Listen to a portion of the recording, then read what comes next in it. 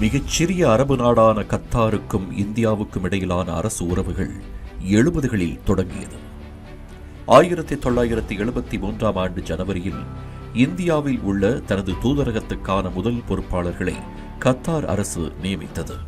அடுத்த ஆண்டே இந்தியாவுக்கான தனது முதல் தூதரை கத்தார் அரசு அறிவித்தது.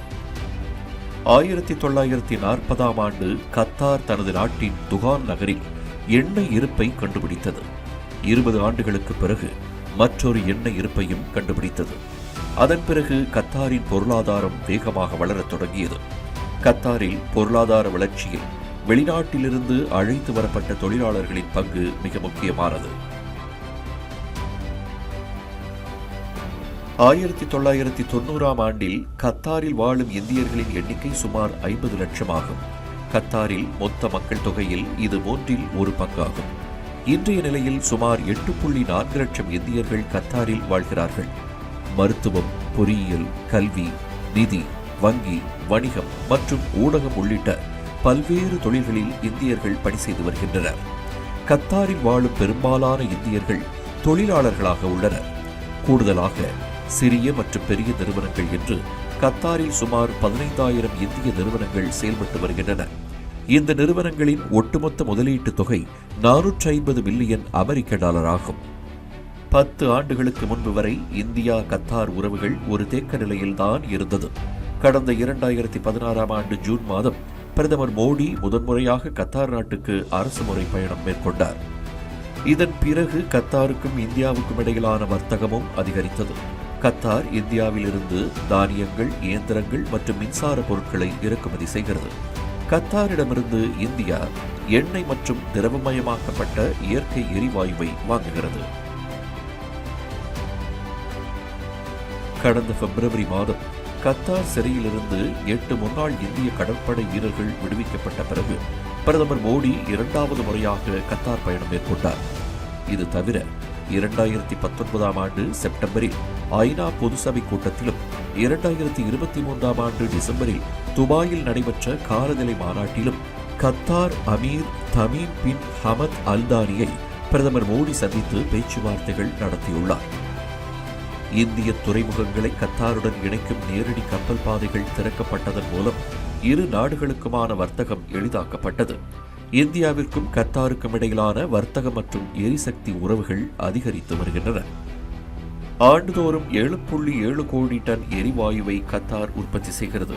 இதனை 2027 ஆண்டுக்குள் 12.6 மில்லியன் டன்களாக உயர்த்த நினைக்கிறது. இதன் மூலம் ஆசியா மற்றும் ஐரோப்பாவில் தன் பிடியை வலிமைப்படுத்த கத்தார் செயல்படுகிறது. ஆசியா மற்றும் ஐரோப்பாவில் எரிவாயு ஏற்றுமதியில் அமெரிக்கா கால்பதிக்க தீவிரம் காட்டி வருகிறது. இந்நிலையில் கத்தாருக்கு இந்தியா மிகவும் முக்கியமானதாக இருக்கிறது. இந்தியாவுக்கான மிகப்பெரிய LNG விநியோகஸ்தராக கத்தார் உள்ளது. இந்தியாவின் உலகளாவிய LNG இறக்குமதியில் 48% அதிகமான LNG கத்தாரில் இருந்து வருகிறது. சீனா மற்றும் ஜப்பானுக்கு அடுத்தபடியாக கத்தாரின் 3வது பெரிய எரிவாயு வாடிக்கையாளராக இந்தியா உள்ளது. இறக்குமதியை பொறுத்தவரை சீனா மற்றும் அமெரிக்காவுக்கு அடுத்தபடியாக இந்தியா 3வது இடத்தில் உள்ளது. ஆற்றல் நுகரும் உலக நாடுகளில் இந்தியா 3வது இடத்தில் உள்ளது. 2070 ஆண்டுக்குள் இந்தியா நிகர 0 கார்பன் உமிழ்வை இலக்காக கொண்டுள்ளது. இதை அடைவதற்கு இயற்கை எரிவாயு இந்தியாவுக்கு தேவைப்படுகிறது. 2030 ஆண்டுக்குள் இந்தியாவின் இயற்கை எரிவாயு பயன்பாட்டின் பங்கை 6.3%இலிருந்து 15% அதிகரிக்க இந்தியா நடவடிக்கை எடுத்து வருகிறது.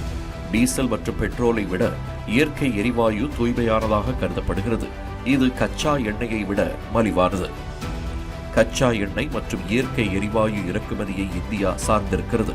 அதன் கச்சா எண்ணெயில் தோராயமாக 85% இறக்குமதி செய்கிறது. அதே சமயம் இயற்கை எரிவாயு மிகவும் முக்கியமானதாகவும் நாட்டின் ஆற்றல் தேவைகளை மாற்றுவதற்கு ஏற்றதாகவும் கருதப்படுகிறது. இந்த சூழலில் எரிவாயுவை இறக்குமதி செய்ய 6.5 லட்சம் கோடி இந்திய ரூபாய் மதிப்பிலான ஒப்பந்தத்தில் இந்தியாவும் கத்தாரும் அடுத்த 20 ஆண்டுகளுக்கு கையெழுத்திட்டிருக்கின்றன. அதாவது 2048 ஆண்டு வரை கத்தாரிடமிருந்து திரவ இயற்கை எரிவாயுவை வாங்குவதற்கான ஒப்பந்தம் இதுவாகும். இந்தியாவின் மிகப்பெரிய LNG இறக்குமதி நிறுவனமான பெட்ரோநெட் எல்என்ஜி லிமிடெட் கத்தாரின் அரசு நிறுவனமான கத்தார் எனர்ஜியுடன் இந்த ஒப்பந்தத்தில் கையெழுத்திட்டிருக்கின்றது. இந்த ஒப்பந்தத்தின் கீழ் கத்தார் ஒவ்வொரு ஆண்டும் 75 லட்சம் டன் எரிவாயுவை இந்தியாவுக்கு ஏற்றுமதி செய்யும். அந்த எரிவாயு மின்சார உற்பத்தி, உர தயாரிப்பு மற்றும் சிஎன்ஜியாக மாற்றப்படும். ஏற்கனவே 2022-23 ஆண்டில் இந்தியா சுமார் 2 கோடி டன் எல்என்ஜியை இறக்குமதி செய்திருக்கிறது.